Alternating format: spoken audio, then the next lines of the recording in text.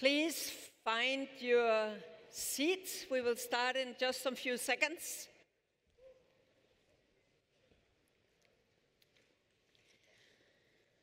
So, welcome back. I hope you enjoyed a good break. Maybe you had a chance to touch base with old friends, people you haven't seen for a long time. That is also what such a Congress is good for. But now I welcome you back to the first talk, the first conversation, as it is up here on stage in the plenary. And as you of course all know, the red thread through the whole Congress, that is the Sustainable Development Goals. But obviously, you cannot sort of methodically go through all the 17 goals, so we have these 6 themes: climate change, adaptation, rethinking resources, resilient communities, health, inclusivity, and partnerships for change. We start out with what I'm sure will be a somewhat overarching session, where we will zoom in the perspective. The departure of the perspective will be European, but I think it will also be a bit wider than that, because what we have to help us now doing this first session is 2 very esteemed Danes and international profiles. I would like to call on stage here Margrethe Vestager, the Vice President of the EU Commission, and Bjarke Ingels, the architect that I think most of you have heard of also before. So, welcome to both of you. Margrethe Vestager has since 9 years now been the EU Commissioner, all the years for competition, but in the last 4 years also responsible for digitalization and as leading vice president for a lot of other stuff. So that's the right person to try to give us sort of some insight in how at the EU level they are trying to shape a more sustainable future. And I'm sure that we will hear more about the house. To set the targets is one thing, but the house, that's where we are now. And after Margrethe Vestager, Bjarke Ingels will come up with, I guess, will be a different take. As you know, Bjarke Ingels is architect, founder, and creative partner of BIG, and he has a lot of numerous and renowned projects in his back, among them 57th West in Manhattan. I think that most of you have, if not all of you, also know of the big adaptation project at southern Manhattan. Maybe when you flew in here to Copenhagen, you had the chance also to see another of his works, namely the ARC, the waste to energy plant, providing district heating for thousands, tens of thousands of people in Copenhagen, and that's the building that has the ski slope on the top. I think no ski slope today, but green area where you can take a walk, but it's only a few kilometers from here. Bjarke and myself will now sit over here, like you, listening. Margrethe, we are keen to listen to your message. Please.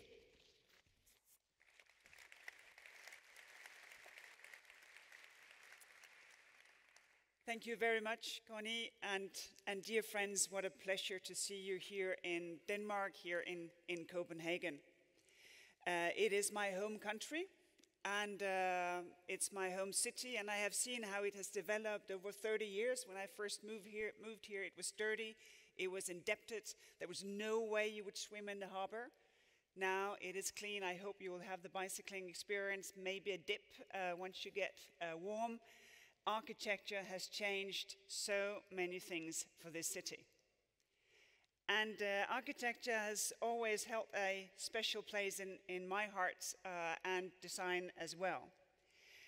Not only is Danish architecture known globally, and Bjarke, of course, is an obvious example and ambassador of that, but also because when I grew up more than 50 years ago, even in the rural countryside of Denmark, there were design pieces of furniture, because it was supposed to be for everyone. And maybe also because when I was very young, I thought that I should be a bridge building engineer. I made the wrong calculation. They just decided the Great Belt Bridge, and I thought, okay, that's the last bridge in Denmark, and there I was wrong. Because as you will know, we will keep building beautiful bridges. And the thing is that also, whatever good things we built, as you will know, they end up building us. Which is why it's a bit of a shame that we now are in a big room with no windows, but we will compensate for that. Century after century, architecture has been a mirror of how we wanted to live and how we wanted other people to see us, to understand us. Builders from all over the world have used wood, brick, cement, concrete to solve challenges of their own time. A spiritual challenge, if you take the pyramids of Egypt, a demographic challenge with the craving for modernity, if we think of the late 19th century skyscrapers of New York. Today, you, like the rest of us, are faced with a new challenge. A challenge which, throughout the years, has made its way into our very lives on an everyday basis, no matter where we live on this planet. And that, of course, is climate change. And this is indeed a global challenge. Everyone needs to contribute, everyone needs to be part of fighting it. So I hope that you will forgive me for offering just a European perspective for inspiration as to how we think about it here. And just to frame the challenge in a few European numbers. Europeans, they spent more than 90% of their time in buildings. Buildings are responsible for 40% of energy consumption in Europe. Over a third of the greenhouse gas emissions, they are related to energy use from constructions. And the construction sector is responsible for 30% of European waste.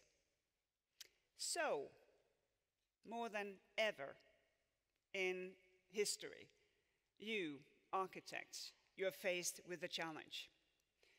And with so many competences converging into architecture, from arts to techniques, from the understanding of people, how they interact, how they want to live, your understanding of constructions.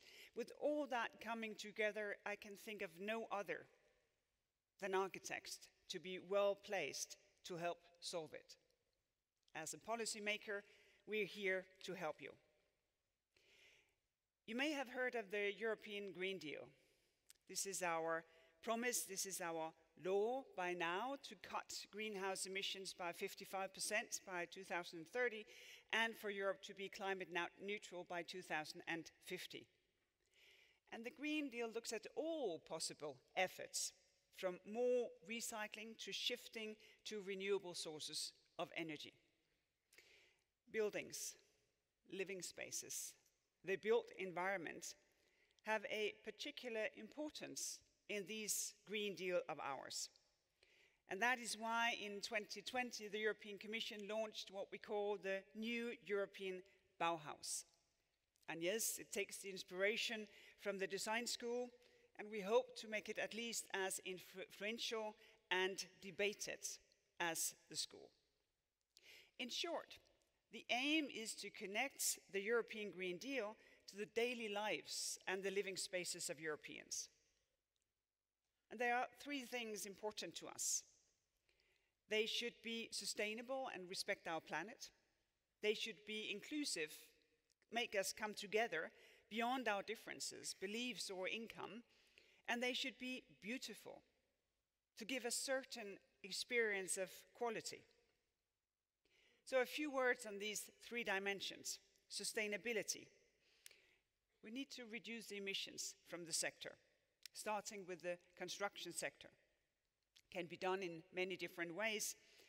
And we need to renovate rather than to build from scratch. Huge part of the European buildings, they will be here by 2050.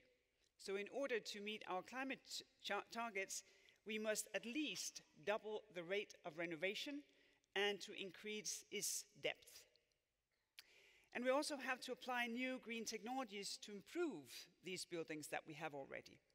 And of course, look at the materials we use, in particular to shift to low carbon or even carbon storing materials.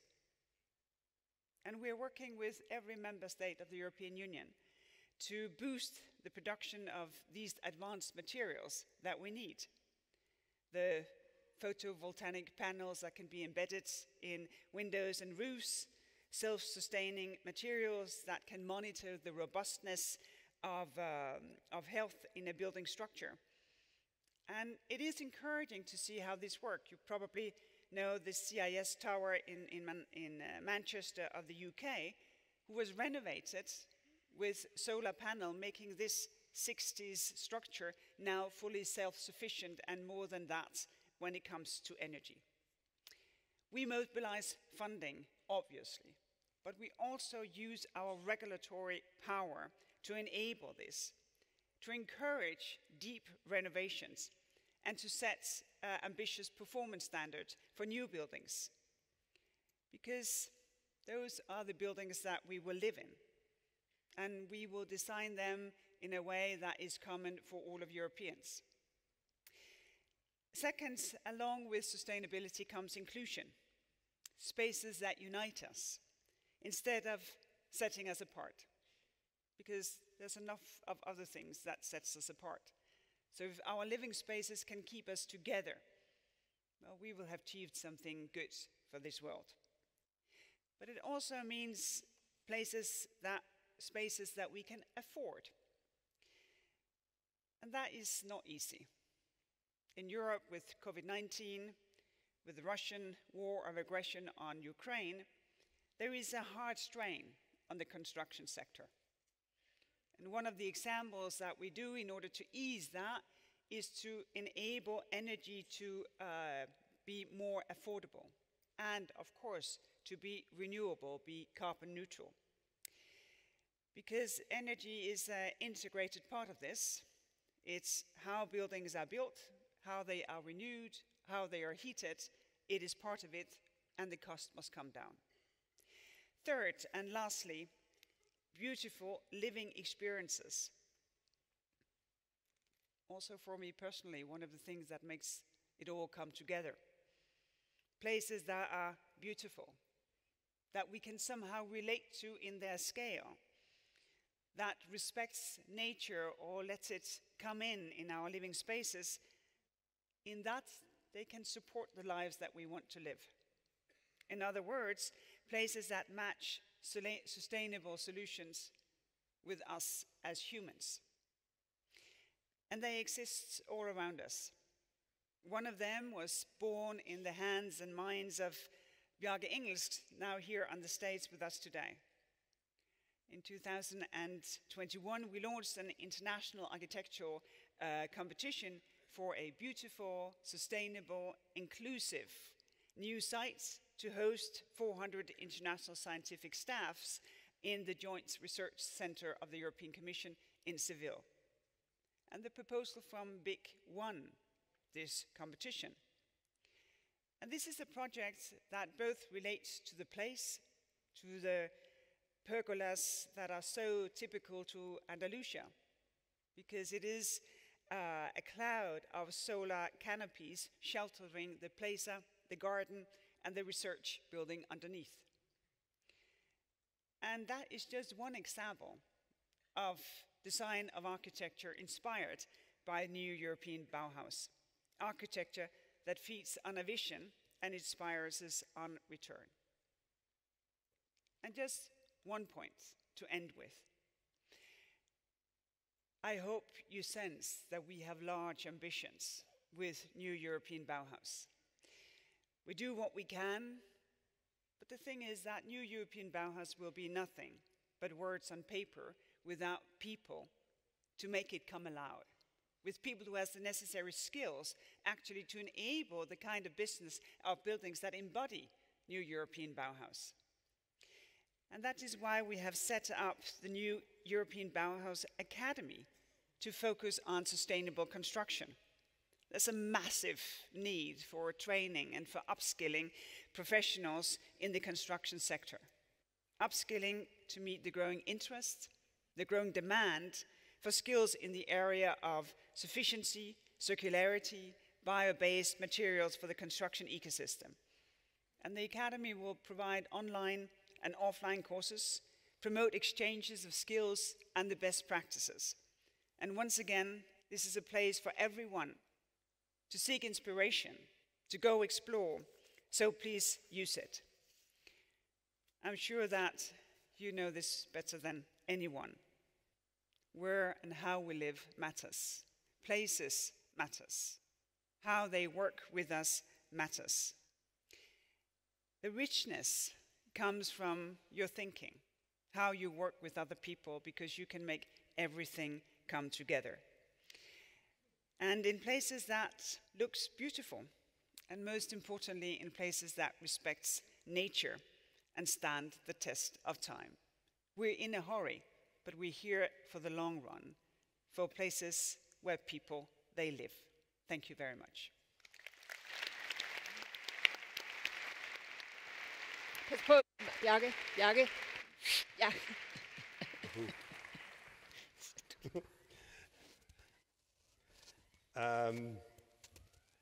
Thank you, Margrethe.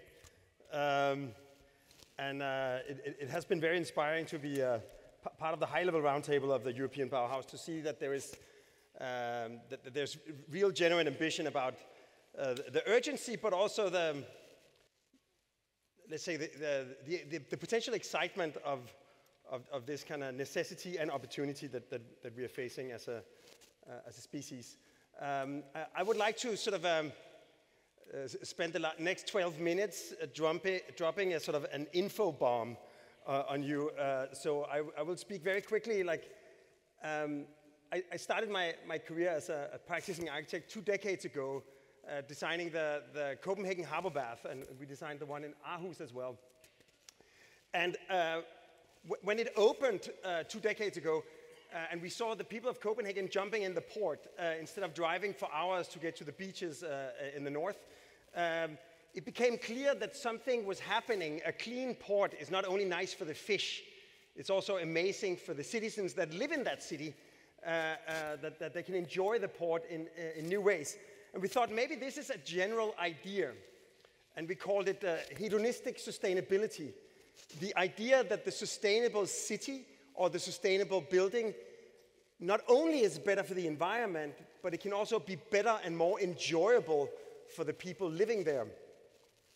And it's almost like an oxymoron that is quintessentially Danish. Actually, before Margrethe became a commissioner of the EU, she was leading the Social Liberal Party of Denmark, which also to many people sounds like two opposites that are hard to unite, but it's actually when you take those elements, the social and the liberal, and you combine them, the hedonistic and the sustainable, that you get interesting new possibilities for the future. And we've been pursuing this idea of showing how the more sustainable world can also be more enjoyable. Copenhagen, that Connie mentioned, is so clean that the steam coming out of the chimney is actually cleaner than the air of Copenhagen, which made us capable of turning its facade into the tallest man-made climbing wall in the world. You need to be a pretty good climber to deal with it. You can also take the elevator and admire all the technology that scrubs the CO2 and filters particles from the air. And then you find yourself in a man-made mountain meadow where you can actually ski today because it's all year skiing.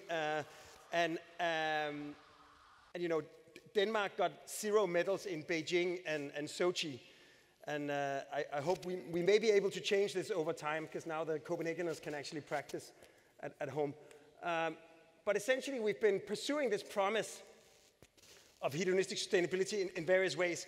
And then comes March 2020. Suddenly, we have to go entirely remote, like everybody else in the world, except our model workshops. We found out that the 3D printers and the plexi sheets we use for our models could be used to making emergency medical equipment like face shields and ventilator tubes. So for 6 weeks, we actually managed to manufacture 20,000 of these elements and deliver them to the local healthcare providers. So we thought, like, somehow by accident, we had within our company, in this case in the model workshop, the tools and the skills to address what was one of the most urgent issues in the world at that time, access to emergency medical equipment. And we asked ourselves, is there anything else we could address like this? And we thought, what if we actually apply the methodology and the skills of architects and planners to make a plan for the planet? We thought, how would you even start? We started looking at a number, 173,000 terawatt hours per year. That's the total energy consumption of all of humanity in 1 year. And if you look back 200 years ago, we were only burning wood. And then we discovered coal and oil and gas. And even today, renewables is a relatively small part at the top. But this incredible access to new energy sources led to the greatest leap in the quality of life. And if you measure, for instance, like life expectancy, you can see that in every single continent on Earth, it created so much good. But it also had the byproduct that every year we emit 50 billion tons of CO2. This would be the size of it as a block of coal. And every year we add another one. So we decided to look at, all the greenhouse gas emissions. You have mostly CO2, but you have methane, nitrous oxide, and F gases as well. And they come from a variety of human activities. And sort of, to make a simple sort of overview, we created 5 verticals: transportation, energy, industry, food, and waste, that deal with greenhouse gas emissions and climate change. But then if you want to address a sustainable human presence on Earth, you need to care about biodiversity, health, pollution, habitation, and access to water as well. And just in the interest of time, I'll only talk about greenhouse gas emissions now. And then finally, sort of what kind of a problem are we solving? When we started this, we were 7.7, now we're 8 billion people on Earth. We will be 10, according to the UN. And we should all have access to the same quality of life as, say, Denmark. So that actually makes the problem a bit bigger. And then sort of to make it tangible, we boiled it down to 1 earthling. This is 100 earthlings. 1 million can fit within a square kilometer. And if all of Earth would go to a gigantic Woodstock festival, they could fit in 100 by 100 kilometers. But instead we tried to, so somehow Earth is our canvas. What if we sort of, for the sake of understanding, divide all of Earth into 10 billion equally sized plots of land? That would be each of your share in Earth to sustain you. It would be 225 by 225 meters. 2/3 would be ocean, 1/10 would be uninhabitable, mountains and glaciers. And the last is 10,000 hectares, 1 hectare, 10,000 square meters, which is half nature and half basically agriculture with a little bit of city. And this is where all the problems come from. So first we looked at 3/4 of our emissions come from energy use. And basically we use energy to power our buildings, for transportation, for industry, and for where we live and work. All of these industries can be electrified using existing currently available technologies, which means that instead of powering them with oil, coal, and gas, and again, this is my and yours individual share in the total energy consumption of Earth, we can actually provide the same amount of energy with this much wind and sun. And if we have the same quality of life as Denmark, a little bit more wind and a little bit more sun. Then, of course, we have we need to store the energy. We can store it with hydrogen, and you can use hydrogen as a fuel for fuel cells, but also to make fertilizer and materials. We already started converting our fleet of vehicles to electric, but if you would try to power a Boeing 747 with a battery pack, it would weigh 15,000 tons, making it difficult to fly. So some industries need hydrogen and hydrogen-based fuels.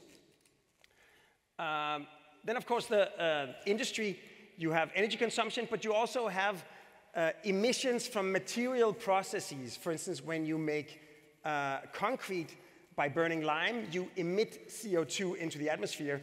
So if we convert to renewable materials like timber, for instance, each time you replace 1 ton of timber, 1 ton of concrete or steel with 1 ton of timber, you reduce the carbon footprint with 2.2 tons. Then there's everything we throw away. Some of it can be recycled, different materials. But the organic waste, we can gasify it, turn it into biomethane, which is the same as natural gas, but because it comes from waste, it becomes a cyclical resource. Then our fields, we have methane emissions from rice fields and from livestock. When we burn crops or when we fertilize, we emit CO2 and nitrogen into the atmosphere.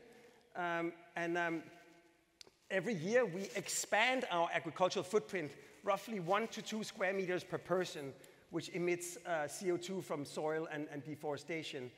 Then first, like these 2 fields, that's energy crops. So that's essentially corn and palms that we grow just to burn it or burn the oil.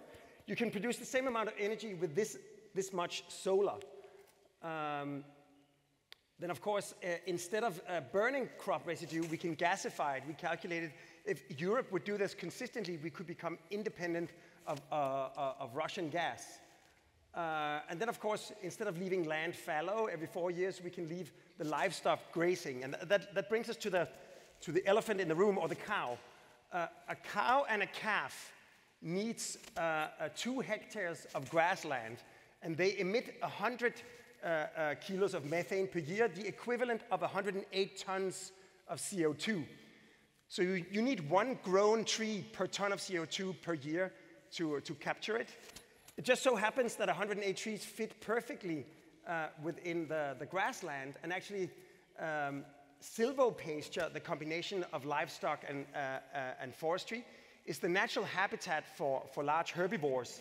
So by shifting to silvopasture, you get happier and more productive cows.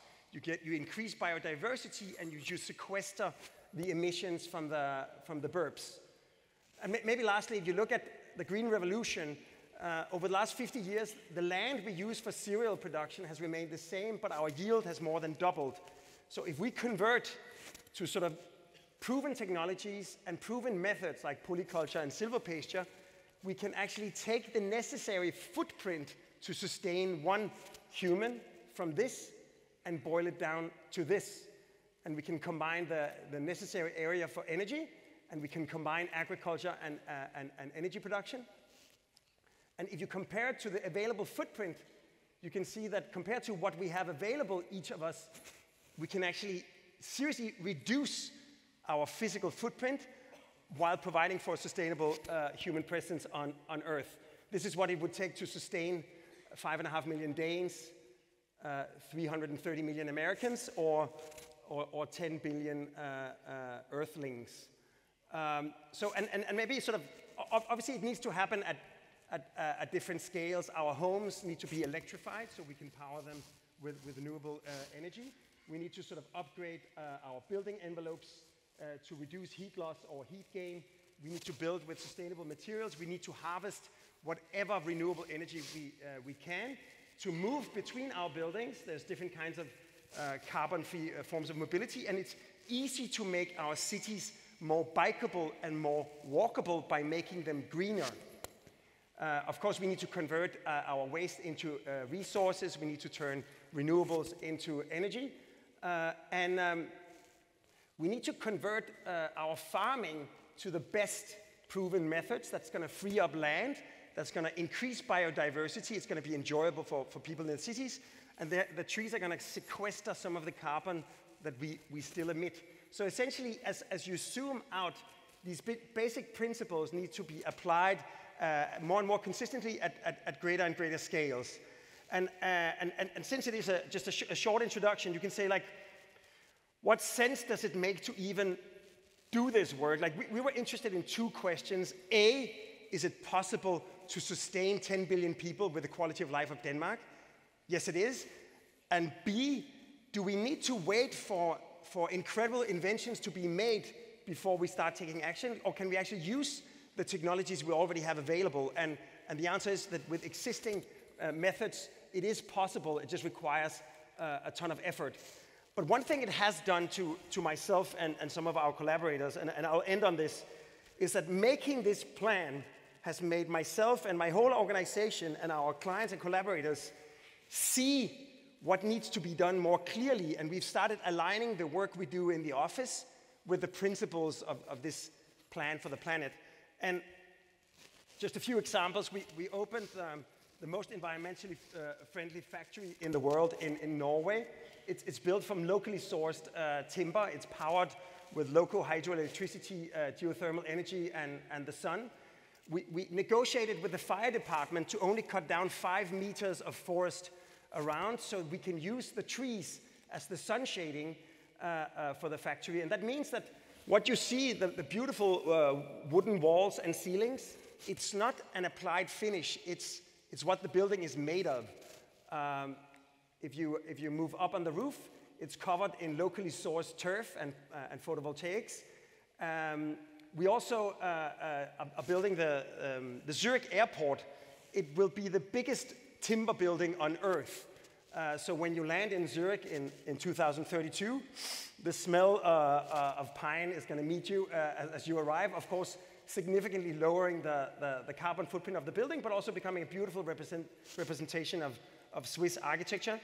It's covered in photovoltaics, powering 2/3 of the airport.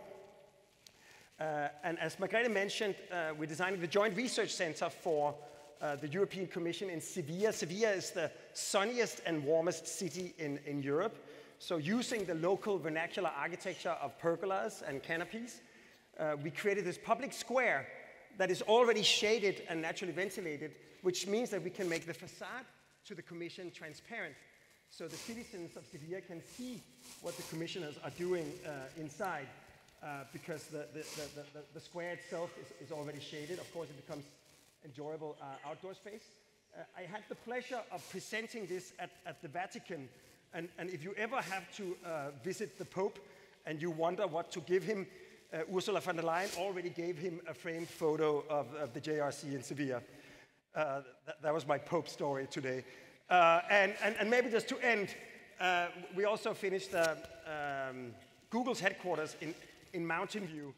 The landscape around it is actually, it's beautiful gardens, but they're root zone gardens that filter all the wastewater, the gray and black wastewater, before it's released into the bay.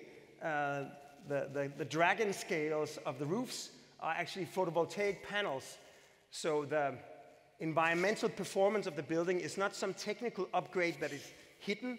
It's really the facade of the building. The gently sagging sheets of steel are catenary curves, which means that we can make the spans as thin as possible. It's the most efficient way to make a long span is to follow the natural sagging of a catenary curve.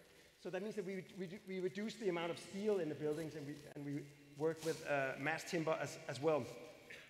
So essentially, I think all of them try to be examples of how our sustainable future not only is better for the environment, but it can also be more fun to work in or more beautiful to live in. And maybe just since we are at the UIA, we've been thinking what to do with this research that we essentially did for our own sake. And one idea, and maybe UIA could be a great partner, the EU could definitely be a great partner, is today when we want to know something, we Google it quickly just to get some information. If you want to dive deeper, maybe we go through Wikipedia and we find some more information, we find some more articles. But what if Plan for Planet.org could be this sort of open-sourced, crowdsourced online resource that if you become the chief supply chain officer or company, or you become elected mayor of a city in Colombia, you can go in and because people are normally spending a lot of energy on the work that they do, so we don't have excess energy to become researchers in climate change. So what if you could go in here, like explain who you are and what you're doing, and in a very legible, tangible way, get access to all of the actions you can take within your role in the world. I think that could be a great use, because we spend a ton of energy doing this, just accessing all the available information that's out there. And having done the work, we can definitely see that we see the world differently, and we see potential actions more clearly than we ever did before.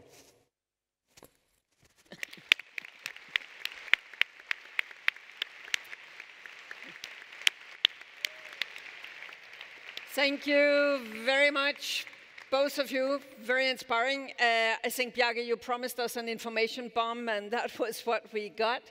A really clear walkthrough of where the challenges lie, how big the challenge is. Margrethe, you sat there, I could see, listening with keen interest.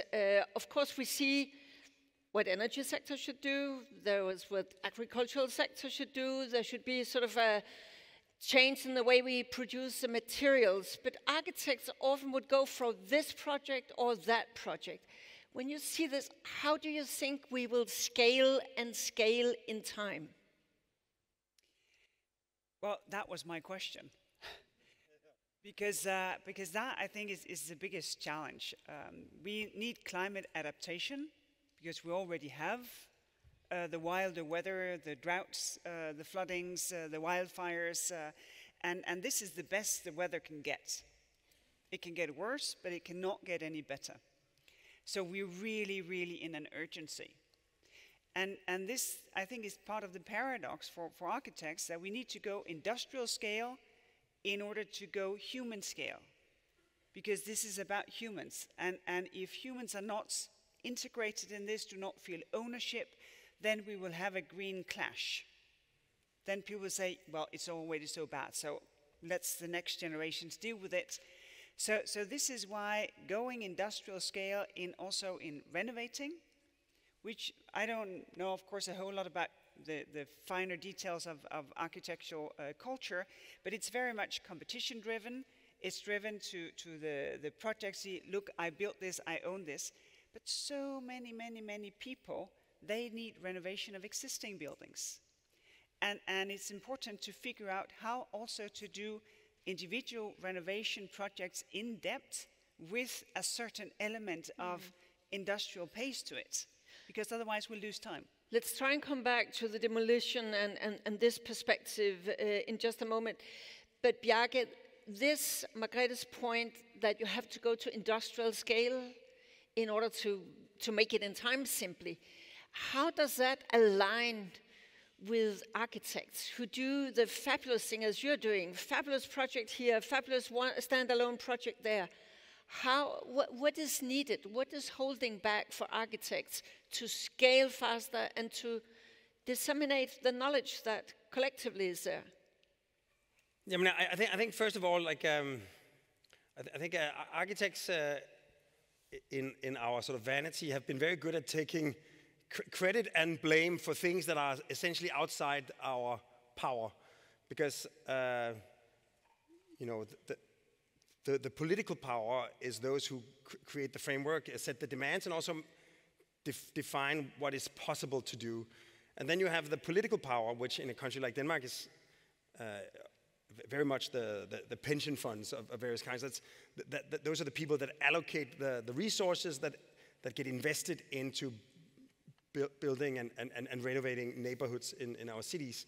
And then of course the architects have the possibility to assist in that, but a lot of the big decisions are obviously made by someone else.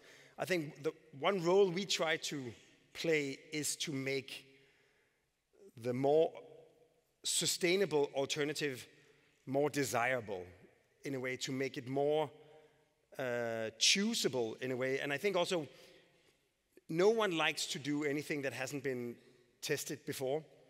So for instance, like our own headquarters that we're building here in the North Harbor in Copenhagen, we're using a kind of cement called Future Cem, that where a third of the cement is replaced with clay, lowering the carbon footprint. And it has slightly different attributes, but by having the first example built, it becomes possible for the next potential client who considers that alternative to see that, well, the building is there, it's standing. There has to be a series of first movers that each new example that is put into the world becomes a reference that opens the door for others to walk through. So I think that's the role of architects.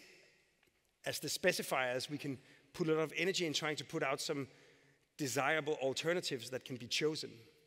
To make it attractive. But there you also say what is possible is defined by regulators and policymakers. Is there a different role, Margrethe, for politics, that the market can do only so and so much, but we have to sort of rethink the balance between how we regulate, between state politics and getting things done within the timescale we have? I think that's a good point, because this is the first global transition that is politically driven. Very often the global transitions, they have been technology driven, like the first industrial revolution, the green revolution with all the fertilizers and the pesticides and what have you. And all these revolutions, relatively few people took the profits, and a lot of people had to suffer from the polluted soil, the unbreathable air, the polluted water, and it takes decade after decade after decade to clean it up. So here we have a transition that is politically motivated, politically decided. Everyone went to Paris and said, we will do what it takes to be below 1.5, at least 2. So of course there is a different responsibility on the state to do something more. And I think part of the responsibility is to make sure that this is a just transition, that it is indeed inclusive. Because the previous transitions, as said, they have not been inclusive. Very few have taken the profits. A lot of people have suffered the negative side of it. And because of that, you need a combination of regulation, of funding, of incentives, in order for the market to deliver, because the market will not deliver what we need in the necessary speed. That, of course, is the paradox. And I think there is a communication challenge here also to say the obvious. You invest a bit more now to prevent further costs in the future. For instance, a friend of mine just wanted to have these new fabulous windows. They had good advice from their engineer, and they have had nothing but problems. And as you said, we should have had an architect.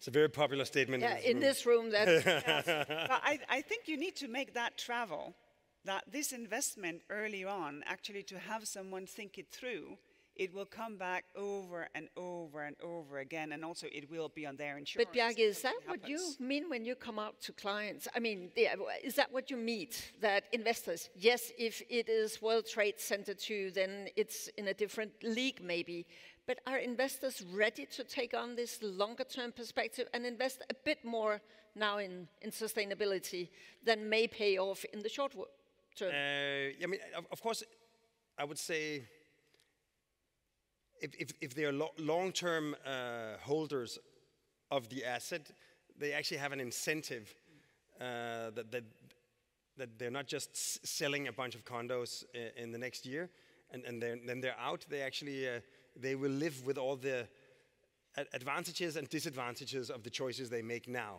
in perpetuity. And I think there's two tools that have become available today that earlier generations didn't have. And I think, for example, now we have relatively sophisticated modeling, and part of the EU legislation is that we are obliged to submit life cycle analysis when we submit projects, which means that you don't just look at the now picture, you look at it in a 50-year average, which means that certain decisions, they might not be so advantageous tomorrow, but in a 50-year perspective, suddenly they, and that kind of changes the mindset.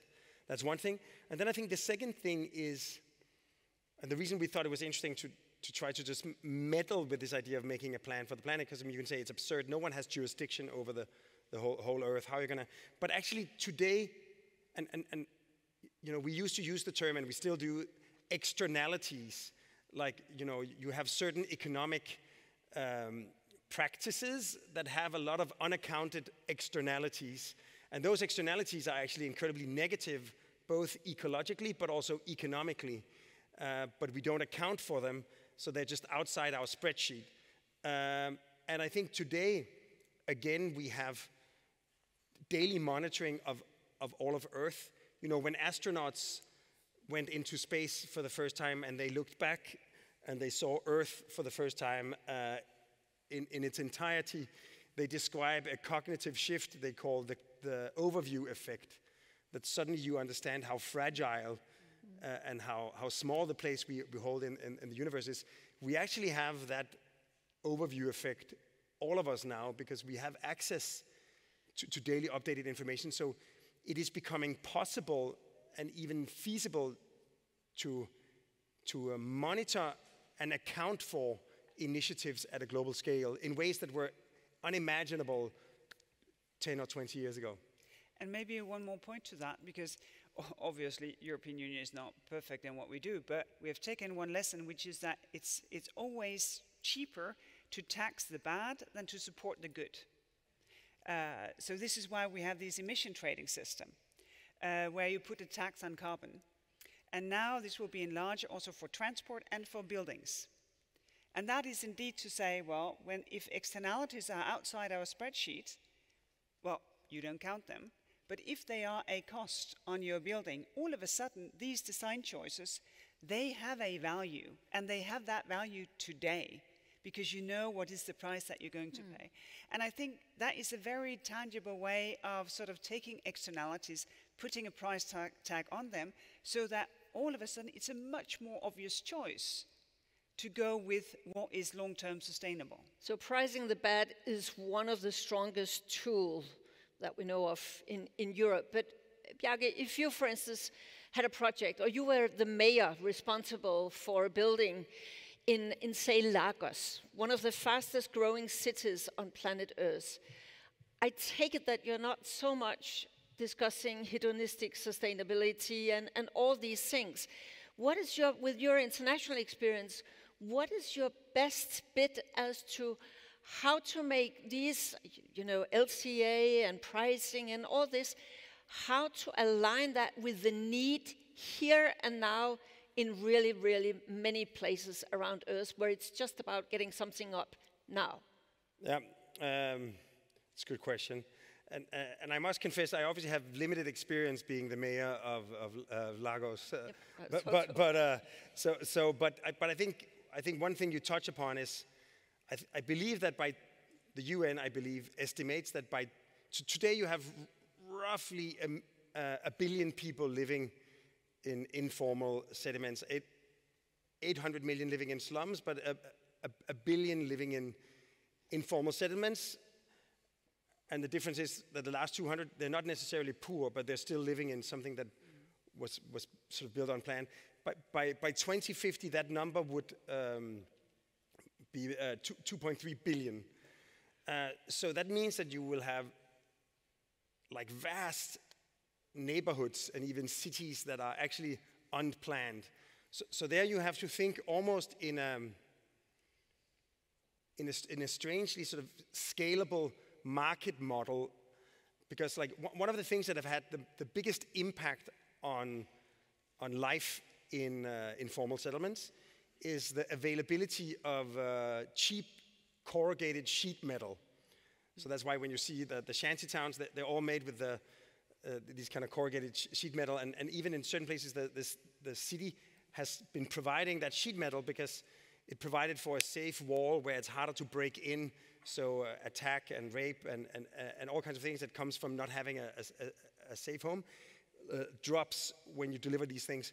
So I think in these parts of the world, coming up with almost like scalable market model, what if the new generation of these sheets were actually photovoltaic sheets that could also deliver local power, or you could have little emitters, or you could have dehumidifiers that could produce a little bit of drinkable clean water, pulling it straight out of the humidity of the air.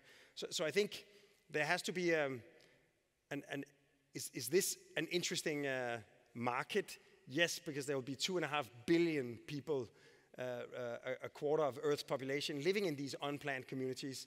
So it could be, I think, one of Margrethe's visions of thinking at an industrial scale to address the human scale. So what is needed in order to make that happen? I mean, I think we could all agree that is what the world needs. How to get there? Because how to avoid that in Barcelona 3 years from now, the same discussion will be there. Any bit? But I think part of the point is that it's not possible to plan everything. We do not have the time to plan everything. Planning in itself, the permitting process afterwards, it takes a decade sometimes. So to have these much more decentralized systems, because that is the point. There's also a democratic element here, because you can do things yourself. If you have the solar panel in the building materials that are provided for you, if you do not need to have district heating systems in order to have heat in your room, but you can have a heat pump or something like that. And one should not underestimate that if we systemically can provide for sort of a planetary approach to renewable energy, well, we are also giving people the choice to live and to build and to renovate sustainably. And I think systemically we can do a lot to lower that barrier, actually to do something yourself. Yeah, you have experience with that, Bjarke, how to sort of push a bit more activity and responsibility out and including the local people who live with the buildings. Yeah, I mean, I think if we're talking purely about sustainability, I mean, of course there is already in many regions of the world an actual addressable market demand, which is why there's also a kind of change happening in the conversation.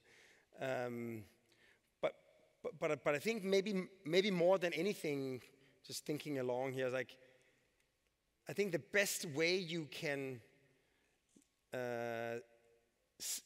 increase the speed of the energy transition is to find legislative requirements or incentives that forces everybody making any choice today to take into account 50 years into the future, and whatever means that is. If it's a carbon tax, if there's been talk about a carbon currency, whatever it is, if it allows you to make rational and sort of economically sound choices today that take into account not just the short-sighted, but the long-sighted, because I would definitely make the argument that sustainability has no premium in the long perspective.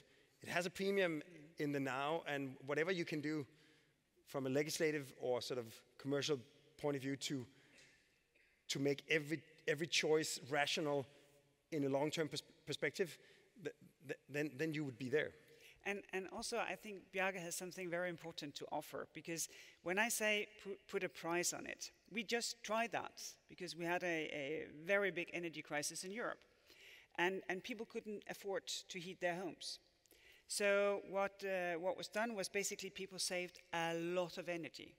So it was cold, and everyone had to be part of it. It was also cold in my living room, in my kitchen, in my bedroom. And in total, we saved, I think, 15% of energy in one season. But that is not the way you want to live. So to finding out, well, prices can do something, but also to get the ownership that I want also myself to do something to jump these barriers of getting to renovate my home, or that we come together in my street and we renovate the houses in my street one by one, in our community, in our municipality, in our region. That kind of ownership, I think architects as change agents play a crucial role to say, well, this is how it can happen. It's not just a technical fix. It's not just an organizational fix. It's humans. And since your trade and what you do make so many different things come together, of course there is a key role to play in enabling that kind of ownership. And to integrate it from the very outset of any project, from now on, basically. I promised you that we should just have a few minutes to also come back to this question about retrofitting, the way we sort of reuse and recycle materials, because, Bjarke, often when we talk with architects, it's very much about a new project there, a new build there. This whole circularity, how does that play into your daily life as you see it in the sector right now? I mean, I think circularity. I would say there's nothing more sustainable than building buildings that inspire the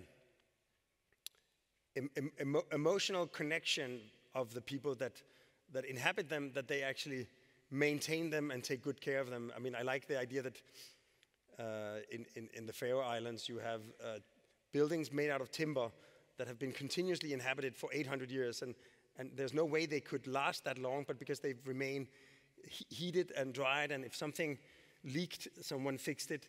So I think that idea of actually designing great buildings that people will go out of their way to maintain is probably the best you can do.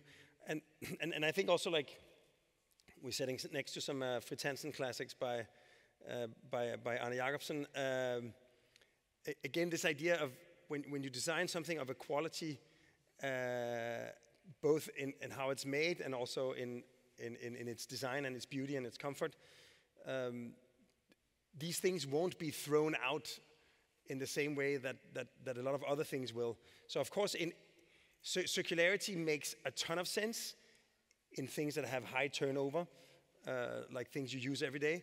But I think in our urban environments, it is probably a good idea to spend a little bit of extra energy on making it thoughtful and generous and enjoyable, because then people will actually take care of it. And you know, our current offices in Valby is a former bottle cap factory where they used to make bottle caps for Carlsberg.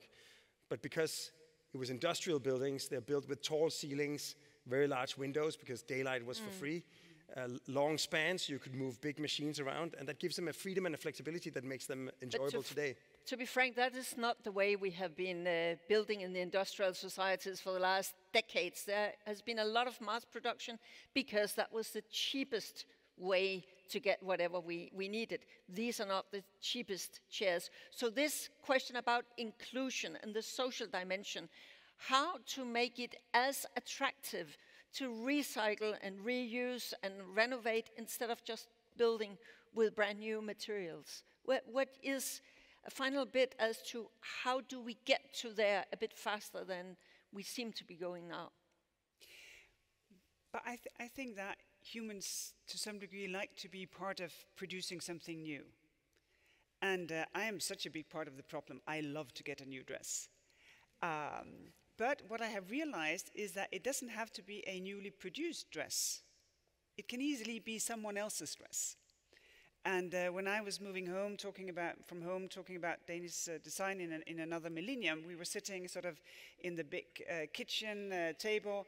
And so my parents said, so what is it that you want to do? And I said, I want to get my education to make money so that I can also buy such a lamp. They had one of these PH lamps over the table.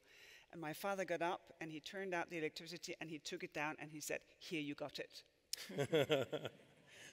So, you know, I left with it, and because of that, I was free to do so many other things. You had no motivation ever since. I wasn't motivated by material things, but it was sort of this very resolute gift of saying, of course. It's not about that. No, it's not about that. It's not about that. But having some things that last, and now it's in my home, and I'm absolutely certain that if my youngest daughter, when she leaves home, if she wants it, I will take it down and I will pass it on. Because things like that you can pass on, and we all want to connect with history. And that's a way to do it, to live sustainably.